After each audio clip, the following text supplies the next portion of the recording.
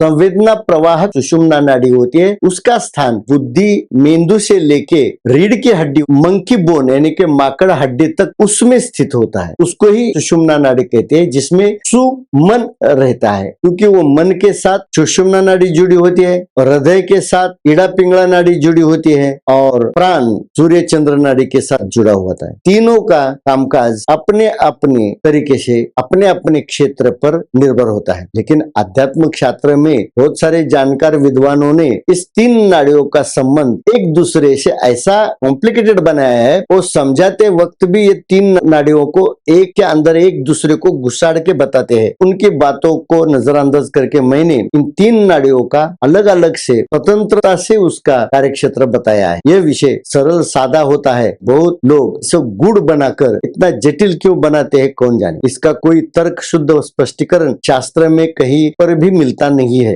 लेकिन तीनों नाड़ी को इस विषय को निस्संदेह से जानना है तो आपको ये वीडियो बहुत गंभीरता से समझने पड़ेंगे। बालाघाट चैनल को सब्सक्राइब करें, लाइक और शेयर करें और उसके साथ बेल आइकॉन दबाना न भूलें। धन्यवाद। श्री गणेशाय नमः। गुरुर्ब्रह्मा गुरुर्विष्णु गुरुर्देवो महेश्वराः, गुरुः साक्षात् परब्रह्म तस्मै श्री गुरवे नमः।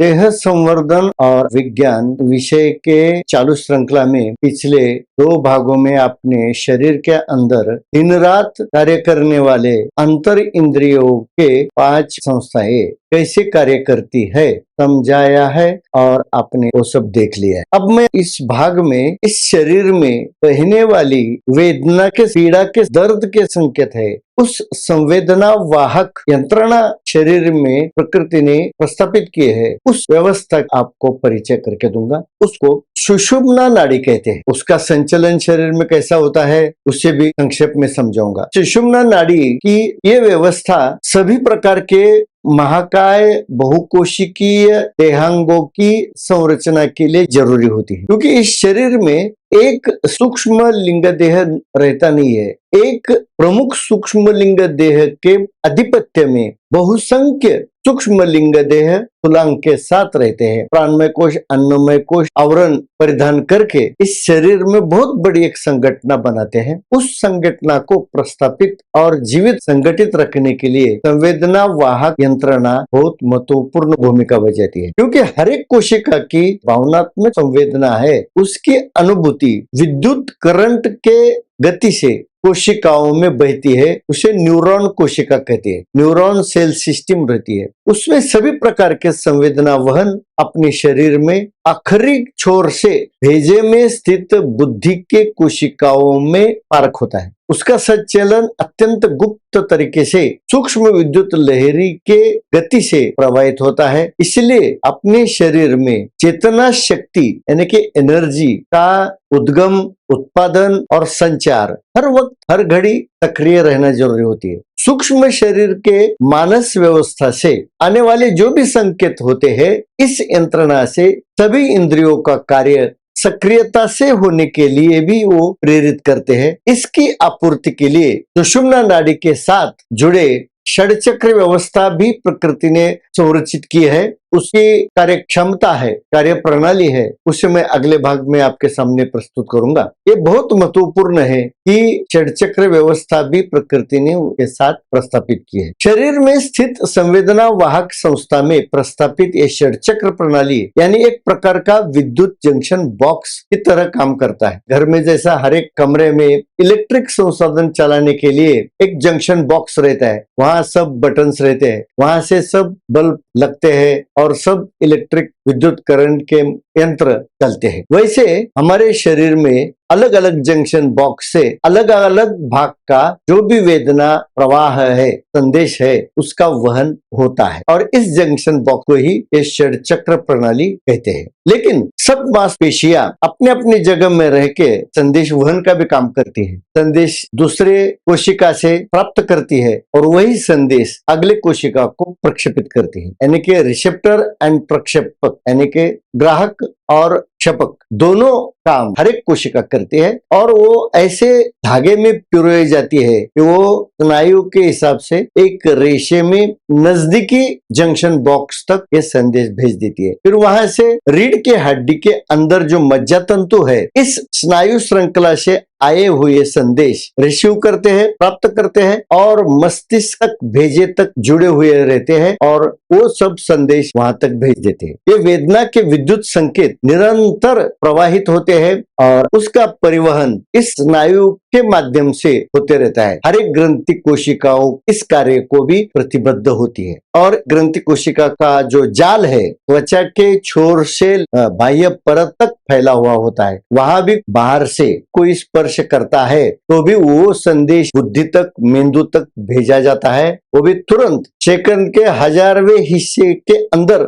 अतिशीघ्र गति से उसे मेंदु तक भेजा जाता है। ये संकेत तरंग प्रकाश गति से बहते हैं और मेंदु उसका पृथक्करण करके जो भी समझना है वो समझ के उसके अनुसार जो भी संदेश जो भी इंद्रियों को देना है वो मन के स्वाधीन करता है। यानी कि मन यानी कि यही संवेदना वाहक यंत्रणा है, प्रणाली है, उसे ही मन कहते हैं। क्योंकि शरीर में हरेक निवासी ग्रंथि कोशिकाओं को होने वाला जो दर्द है, स्पर्श वेदना है, उसका संचरण मेंदु तक इसी रीढ़ की हड्डी में यानी कि अस्थि में जो मज्जा होती है हर एक ग्रंथि कोश में प्रवाहित होते हैं। संवेदना वाहक अंग होता है, उसे ही हम सुषुम्ना नाड़ी कहते हैं। रीढ़ की हड्डी में मणि होते हैं और ये मणि के अंदर एक डक्ट होता है। उस डक्ट में ये सेल्स होते हैं और सेल्स के धागे ज्वाइंट से बाहर निकलते हैं और वहां से संवेदना और रिसीव करते हैं, प्रक्षेपित भी करते हैं। शरीर के संच के हर एक ग्रंथि कोश की ये जो भावना है संदेश वाहक प्रणाली की व्यवस्था से बहती है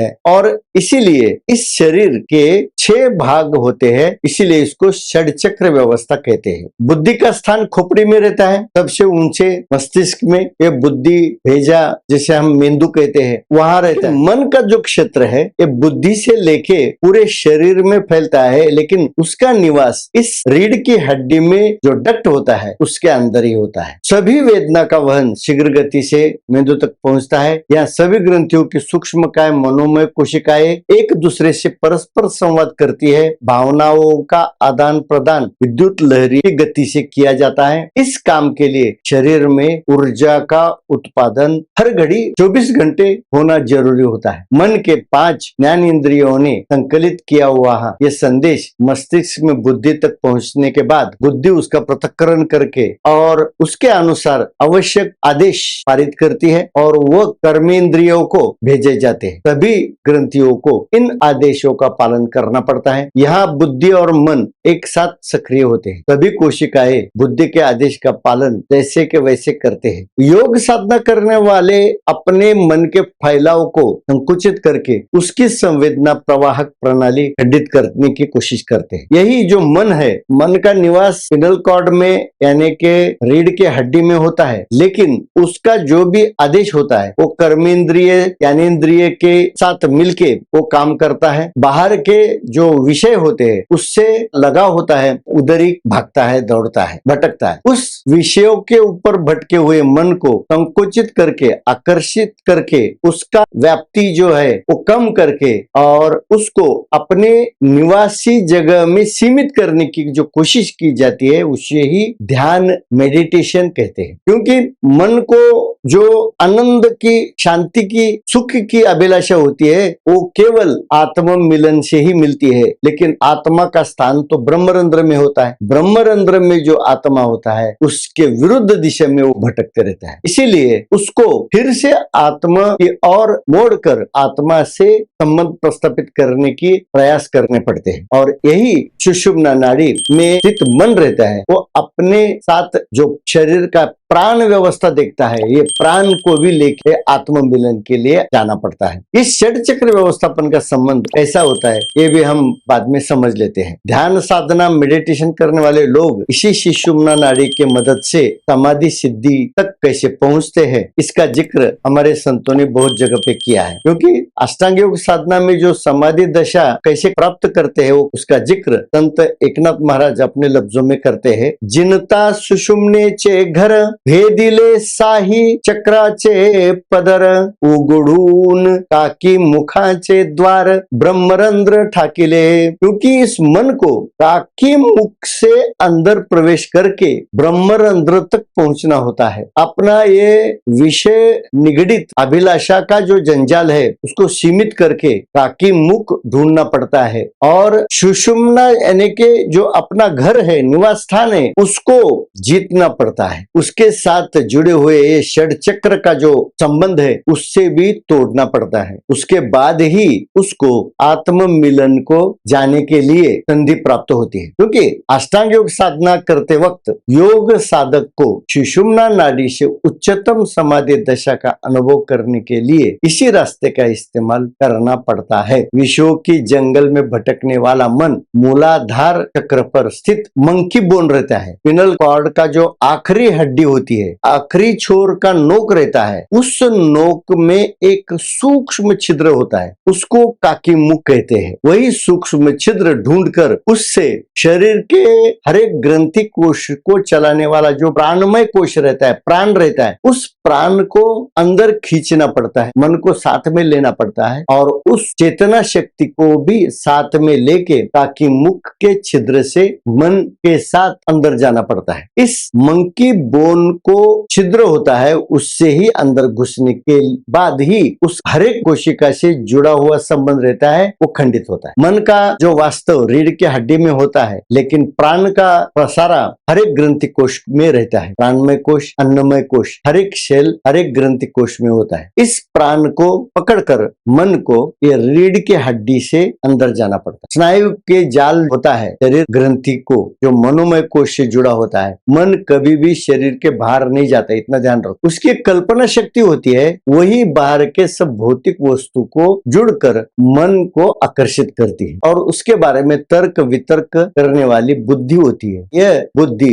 ज्ञानेंद्रिय से मिलने वाले जो संकेत है उससे प्रभावित होकर वह अपने अपने तर्क करते रहती है। प्राण शक्ति चेतना ऊर्जा का संचार पूरे शरीर में बहते रहना जरूरी होता है क्योंकि उसके ऊपर ही ये सब यंत्रणा चलती है संवेदना की। क्योंकि वो इलेक्ट्रिक करंट से चलती है और उसके लिए ऊर्जा एनर्जी की जरूरत पड़ती है और यही एनर्जी उत्पादित करने का काम शरीर में हर एक ग्रंथि कोश करते हैं। हर एक ग्रंथि कोश की प्राण चेतना जो शक्ति संचार से प्रभावित होती है और विद्युत गति से बहती है वही संदेश वहन को संवेदना को प्रवाहित करने में होती है। प्राण चेतना और मन एक दूसरे पर निर्भर होता है। शरीर व्यवस्था चलाने के लिए सभी ग्रंथियों का प्राण कोश और मन का परस्पर सहयोग जरूरी होता है। इसके बारे में भी एकनाथ महाराज ने चरण लिखा हुआ है। वो कहते हैं कि प्राणापानाच्या मिळणी शक्ती चेतवे कुंडलिनी ते प्राणापाना ते घेऊनी सुषुम्ना स्थानी प्रवेशे। प्राण और अपान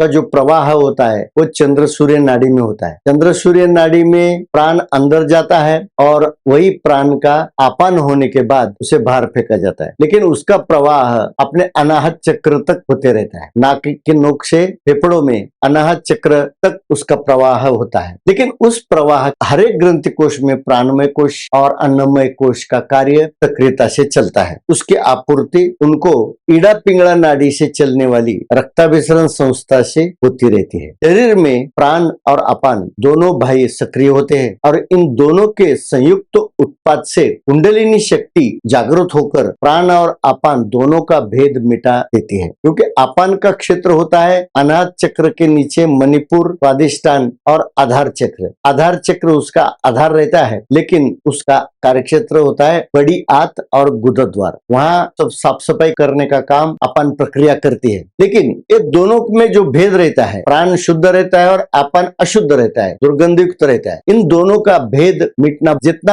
अपन दुर्गंध युक्त रहेगा और प्राण जितना शुद्ध रहेगा उतना ही अपान वायु को भी शुद्ध होना पड़ता है, तब हमारा शरीर अच्छा परमोच्च स्थिति पे चलता है, ऐसा प्रकृति प्रमाणित करती है। अन्यथा जितना अपन अपना दुर्गंध युक्त रहेगा उतना हमारा शरीर विकारी होते रहेगा। दोनों प्राणों को एकजुट करके सुषुम्ना नाड़ी में दोनों को पकड़कर इस मंकी बोन यानी कि माकड़ हड्डी का जो काकी मुख है वो सूक्ष्म छिद्र में जब ये मन और प्राण दोनों एक साथ मिलके प्रवेश करते, यानी कि प्राणापान का गति भी कम कम करके निस्तब्ध होना चाहिए, उसका प्रवाह बहुत कम होना चाहिए, उसकी सक्रियता भी कम होनी चाहिए। शरीर जितना मैला होगा, मलिन होगा, दुर्गंध युक्त होगा, उतना ये प्राणापान की सक्रियता बढ़ती रहती है। जैसे जैसे अपना शरीर शुद्ध होगा, विकार मुक्त होगा, वैसे वैसे इस प्राणापान की गति की भी गतिमानता है वो कम होती है, वैसे वैसे प्राण की जरूरत शरीर में कम होती है। तब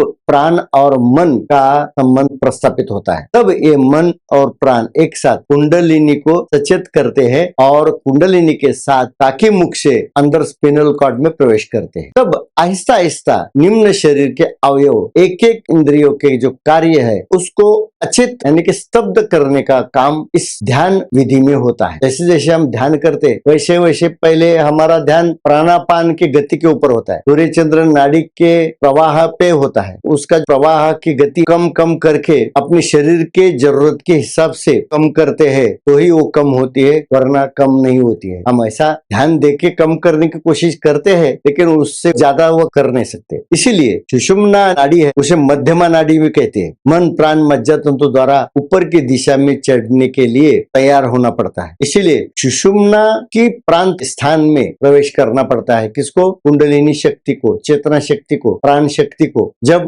मन खींच लेता है अंदर तभी जाके पूरा ये शरीर संवेदन मुक्त होता है और बाद में एक एक चक्र का कार्य प्रणाली बंद हो करके कुंडलिनी शक्ति मूलाधार चक्र में धीरे धीरे दोनों मन प्राण के साथ आज्ञा चक्र तक आकर बैठ जाते हैं। अभी षड चक्र का प्रचलन कैसे होता है, उसका कार्य कैसे होता है, हम अगले भाग में सविस्तर देख लेंगे। इसके बाद जो आज्ञा चक्र के ऊपर जब प्राण चेतना बैठती है जाके, तब ये शक्ति मन के साथ सहस्रार चक्र में जो स्थित आत्मांश होता है वहां पहुंचने का रास्ता उसको ढूंढना पड़ता है। वहां कोई रास्ता नहीं रहता है, वहां सिर्फ पोकली रहती है और उस पोकली में इस मन को सातवें चक्र में स्थित आत्मा के साथ मिलने के लिए छलांग लगानी पड़ती है। आत्मांश का स्थान जो निर्देश है संत ज्ञानेश्वर अपने अभंग रचना में करते हैं। सही में अपने शरीर में आत्मांश कहाँ रहता है? हम बोलते हैं आत्मा कहाँ रहता है, हमारे शरीर में तो मिलता नहीं है। वैसे तो आत्मांश हर एक ग्रंथि कोश में सूक्ष्म लिंग देह के साथ उसके अंदर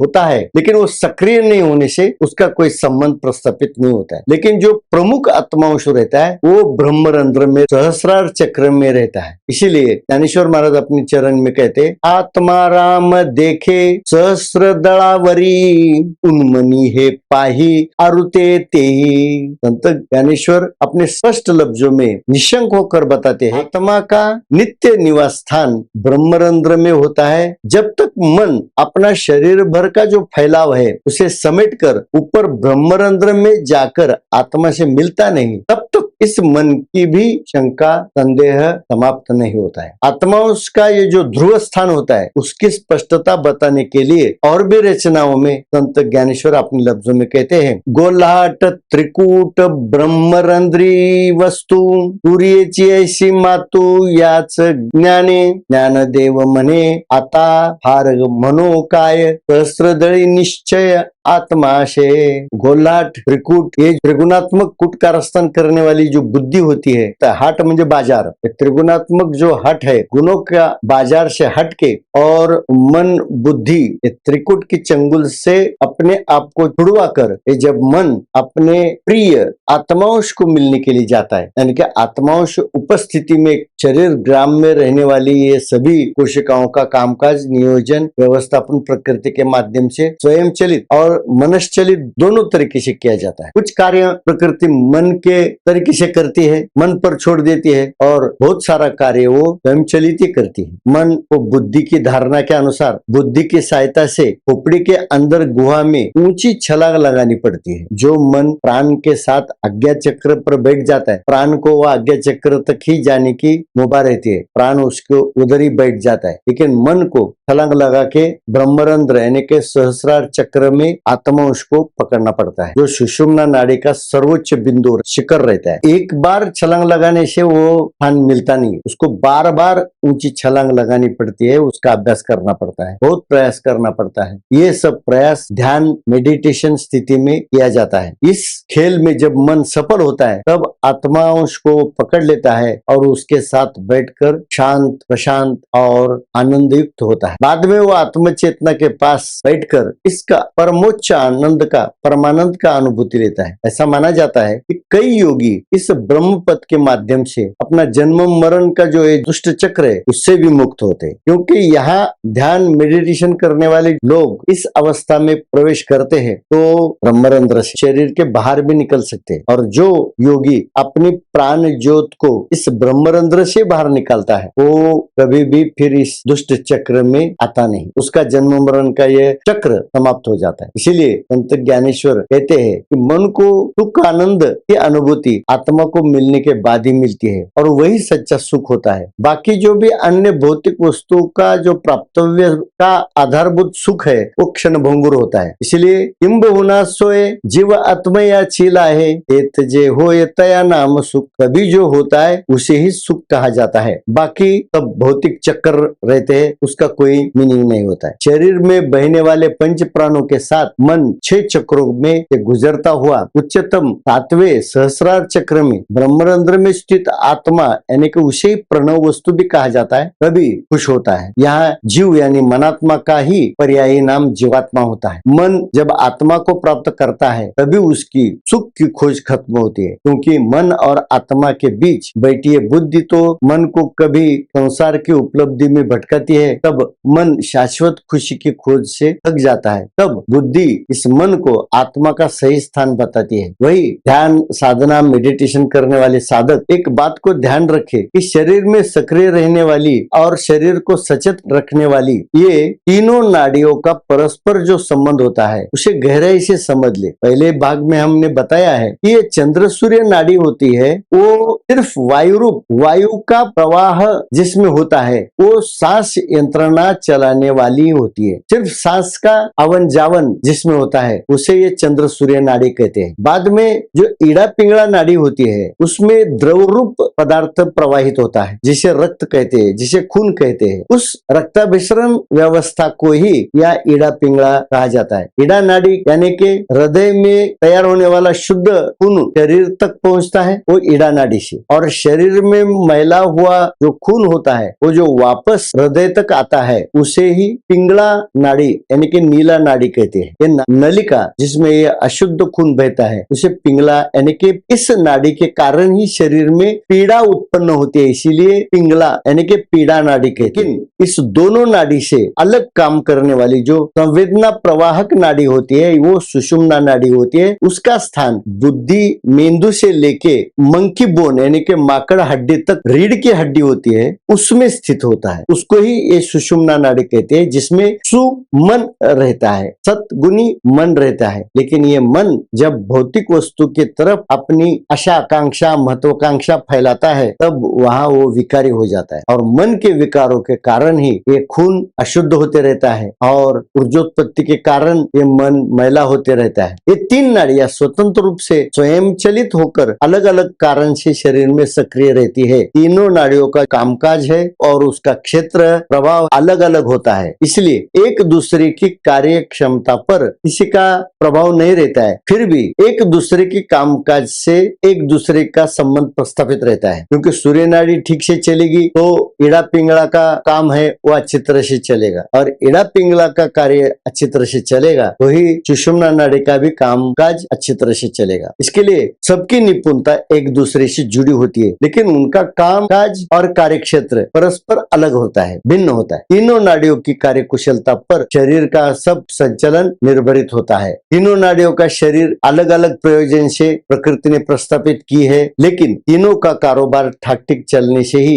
ये शरीर ग्राम जो है उसकी पंचायत व्यवस्था सुचारू ढंग से चलती है, अन्यथा शरीर सूक्ष्म लिंग देही मनात्मा को रहने के लायक नहीं रहता है। तब ये सूक्ष्म लिंग देह इस शरीर को छोड़कर बाहर निकल जाता है। बुढ़ापे में इसी व्यवस्था में गड़बड़ी होती है, असंतुलन होता है, आंतरिक शारीरिक व्याधि से शरीर पीड़ाग्रस्त होता है और स्थूल देह को लेकर प्राण पर निचावर होने वाला यह सूक्ष्मांग मनात्मा स्थूल प्राण से अपना रिश्ता तोड़ देता है और स्थूल देह से बाहर निकल जाता है। अगर तीनों नाड़ियों का प्राकृत प्रयोजन आयोजन श्रोताओं को अगर ठीक से समझ में आएगा तो ही इस तीन नाड़ियों का जो कार्य सिद्धि है पूरी क्षमता से सक्रिय होती है, क्योंकि वो मन के साथ सुषुम्ना नाड़ी जुड़ी होती है, हृदय के साथ ईड़ा पिंगला नाड़ी जुड़ी होती है और प्राण सूर्य चंद्र नाड़ी के साथ जुड़ा हुआ है। तीनों का कामकाज अपने अपने तरीके से अपने अपने क्षेत्र पर निर्भर होता है, लेकिन आध्यात्मिक शास्त्र में बहुत सारे जानकार विद्वानों ने इस तीन नाड़ियों का संबंध एक दूसरे से ऐसा कॉम्प्लिकेटेड बनाया है, वो समझाते वक्त भी ये तीन नाड़ियों को एक के अंदर एक दूसरे को घुसाड़ के बताते हैं। प्राण का संचार दाएं बाजू में फिर बाएं बाजू में बताते हैं। वो कैसे बताते हैं? वो तो प्राण का संचार तो सूर्य नाड़ी में फेफड़ों में दोनों बाजू में होता है और उसको अलग से निकाल के कैसे नाभि तक आधार चक्र तक लेके जाते हैं वो मालूम नहीं, लेकिन यही समझाने वाले और समझने वाले संभ्रमित रहते हैं। इसीलिए उनकी बातों को नजरअंदाज करके मैंने इन तीन नाड़ियों का अलग अलग से स्वतंत्रता से उसका कार्यक्षेत्र बताया है। यह विषय सरल सादा होता है, लेकिन बहुत लोग इसे गुड़ बनाकर इतना जटिल क्यों बनाते हैं कौन जाने। इसका कोई तर्क शुद्ध स्पष्टीकरण शास्त्र में कहीं पर भी मिलता नहीं है। जो भी बोलते हैं वो वही रटी रटाई बातें बोलते हैं। कई योगी महंत साधकों ने पारंपरिक पूर्व विद्यमान विद्वानों के मत को ही बिना सोचे समझे जैसा है वैसा पुरातन काल से बताते आते हैं और बताते रहते हैं, लेकिन अपने शिष्यों को सिखाते हैं, कुछ भी समझ ले पाते हैं, लेकिन वो अपने गुरु ने बताया है उनके ऊपर श्रद्धा रख के वही पठन करते हैं, वही समझ लेते हैं। लेकिन तीनों नाड़ी को इस विषय को निस्संदेह से जानना है तो आपको ये वीडियो बहुत गंभीरता से समझने पड़ेंगे। तीनों वीडियो 20, 21 और ये 22 क्रमांक का वीडियो, तीनों वीडियो अगर समझ जाएंगे तो ये तीनों नाड़ी का संचलन आपको ठीक तरह से समझ जाएगा। नाड़ी पर जो भाष्य इस मालिका में किया है उसको जरा विद्वान लोग गंभीरता से समझ ले और उसके ऊपर अधिक चिंतन करके संशोधन करे, अध्ययन भी करे, क्योंकि अलग अलग कारणों से ये तीनों नाड़ी का प्रभाव क्षेत्र अलग अलग होता है, उसका संचलन भी अलग अलग होता है। ध्यान मेडिटेशन करने वाले इस बात को समझ के शारीरिक प्रकृति कार्यों को भली भांति जाने और अपने दिमाग से पूर्वग्रह दूषित विचारों को सावधानी से हटाकर स्वतंत्र रूप से इस निष्पक्ष होकर सोचना चाहिए, ताकि चित्त में उभरने वाली इस शंकाएं दूर हो जाए और जिज्ञासु अभ्यासु श्रोतागण है, दर्शक है, उन्हें ये सिद्धांत के बारे में निसंदेह जो समझना चाहिए उसे मैं आपके सामने प्रस्तुत किया है। इसी विषय को मैं अगले भाग में इस सुषुम्ना नाड़ी में षटचक्र व्यवस्था कैसे काम करती है संक्षेप में बताऊंगा, आपके सामने प्रस्तुत करूंगा। यही पर थोड़ा विश्राम लेके अगला भाग आगे प्रस्तुत करूंगा। धन्यवाद।